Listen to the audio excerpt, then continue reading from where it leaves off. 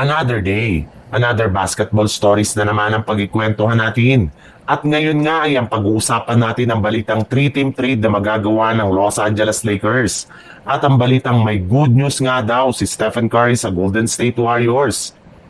Kumalat na nga sa social media ang balitang nire-open na nga daw ng Los Angeles Lakers ang kanilang negosasyon sa Miami Heat para makuha lamang si Andrew Wiggins sa pamamagitan ng isang trade. Naniniwala nga si Rob Pelinka na posible si Wiggins ang huling susi para tuluyang makuha ng Lakers ang kanilang kampyonato sa darating na season.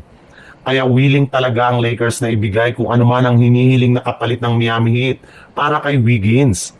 At ayon nga sa ibinulgar na balita ng isang NBA insider, gusto nga ng Miami Heat ngayon ng isang bagong player na merong mataas na potensyal sa mga susunod na taon katulad na lang ni Dalton Kenick na posibilidad nilang gamitin bilang kanilang bagong franchise player. In fact, nakasama na nga si Kenick sa inilabas na 4-team trade kasama ang magkupuna na Charlotte Hornets, Los Angeles Lakers, Miami Heat at Brooklyn Nets. Bali dito nga ay makukuha ng Hornets si Nick Claxton at Dalton Kenick. Masusugit naman dito ng Miami Heat sina Josh Green, Jared Vanderbilt at isang first round pick. Makukuha naman dito ng Brooklyn Nets sina Gabe Vincent, Pat Connaughton, isang first round at isang second round pick, habang ang Lakers naman ay makukuha si Andrew Wiggins. Sa ibang balita naman, dahil nga sa patuloy na pagkabigo ng Golden State Warriors sa kanilang mga nakalipas na kampanya simula na magkampiyon sila sa NBA taong 2022, ay puro batikos na nga ang inaabot ngayon ng kanilang front office.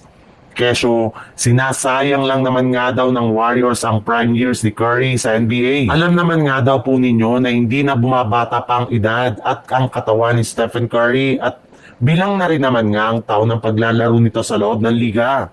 Kaya kailangan na nga na magmadali ng Golden State Warriors na bumuo ng mas solidong lineup para makakuha silang muli ng kampyonato sa mga susunod na season.